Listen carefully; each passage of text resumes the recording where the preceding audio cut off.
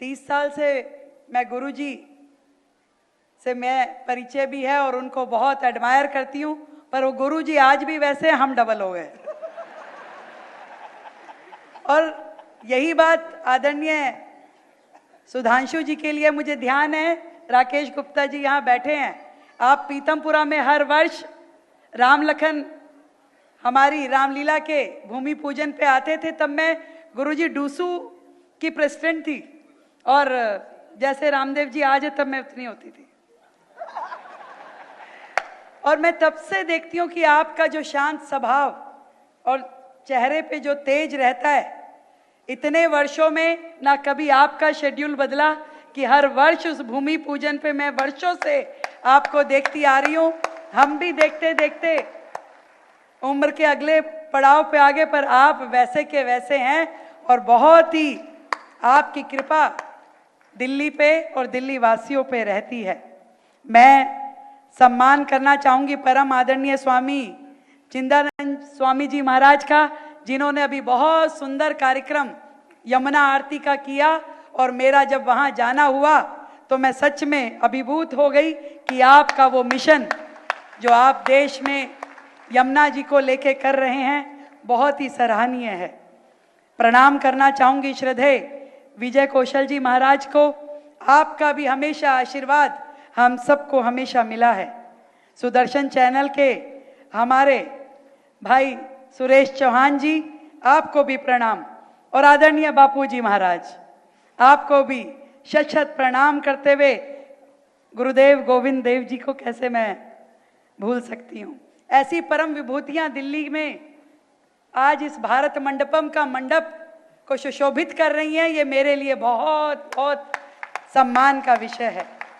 दिल्ली जो देश की राजधानी है, हमारे विधानसभा के अध्यक्ष आदरणीय विजेंद्र गुप्ता जी और अन्य सभी सम्मानित हस्तियां यहाँ बैठी है।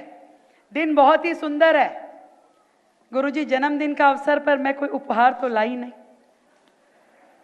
पर मैं उस उपहार को देने की तैयारी जरूर कर रही हूं, जिस उपहार से आपका मन जरूर प्रसन्न होगा, और आपका ही नहीं, मंच पे बैठे हुए सभी श्रेष्ठ जनों का मन उससे प्रसन्न होगा। जिस काम के लिए आपने मुझे दिल्ली की मुख्यमंत्री की जिम्मेदारी दी है, उस मां यमुना की सफाई का जो पूरा इतना बड़ा कार्य है, जो पूरे देश के हर सनातनी के मन से जुड़ा है, पूरी दिल्ली के हर व्यक्ति से जुड़ा हुआ है, उस यमुना की सफाई का काम जो आपने मुझे सौंपा है, वो तैयार होने के बाद मैं आपको उपहार स्वरूप देना चाहूंगी।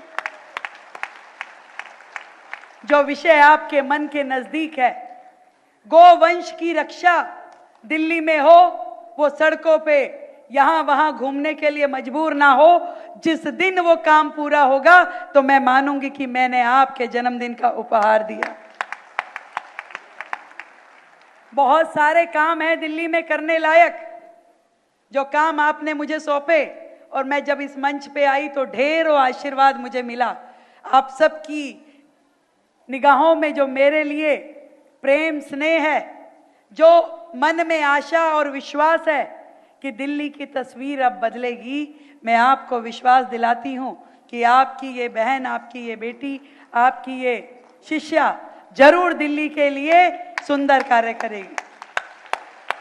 और आप सबका जो योगदान देश की विरासत को बढ़ाने के लिए, देश के इतिहास गौरव को बढ़ाने के लिए है, वो सच में हम सब देशवासियों के लिए परम सौभाग्य की बात है। आप सबके चरणों में कोटि कोटि नमन करते हुए आदरणीय गुरु जी को जन्मदिन की शुभकामनाएं देती हुई, मैं आज आप सबको इतना ही कहना चाहूंगी कि वो समय बहुत जल्द आएगा जब दिल्ली वासियों का दिल खुश हो पाएगा, जब दिल्ली के लोगों की जो मन की आशाएं हैं वो पूरी हो पाएगी। मैं तो इतना ही कह सकती हूँ गुरुजी कि ये जो हवाएं हैं, AQI जिसे बोलते हैं, वायु प्रदूषण जिसे बोलते हैं, उसको ठीक करने का काम तो मैं कर लूंगी, परंतु समाज का जो प्रदूषण है उसको ठीक करने का काम जो आप लोग कर रहे हैं, उसके लिए आपको प्रणाम है। ये सबसे महत्वपूर्ण है, क्योंकि जीवन में चलते चलते हमारे दिलों पे तो धूल कई बार जम जाती है। आपके सानिध्य मात्र से, आपके दर्शन मात्र से वो धूल हट जाती है, जीवन में नई ऊर्जा आती है, जीवन को नया लक्ष्य मिलता है। आज देश के कोने कोने से आए सभी भक्तजन बड़े हर्ष में है।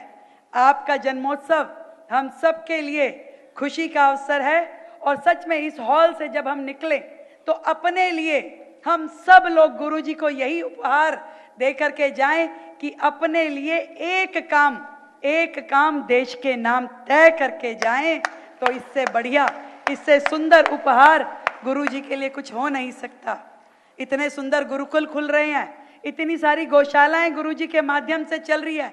यहाँ पे बैठा एक एक व्यक्ति समाज के लिए ढेरों अच्छे काम कर रहा है। उन समाज के अच्छे कार्यों में हम सब लोग सहयोग दें, अपनी समर्पण करें, इससे सुंदर काम कोई हो नहीं सकता। मैं आप सबको प्रणाम करती हूँ और बहुत बहुत धन्यवाद करती हूँ कि आपने दिल्ली की रौनक बढ़ाई, आपके चरण यहाँ पड़े और आप संतों के माध्यम से दिल्ली को इतना आशीर्वाद मिले कि दिल्ली अपना खोया हुआ वर्चस्व फिर से ग्रहण कर पाए। बहुत बहुत धन्यवाद।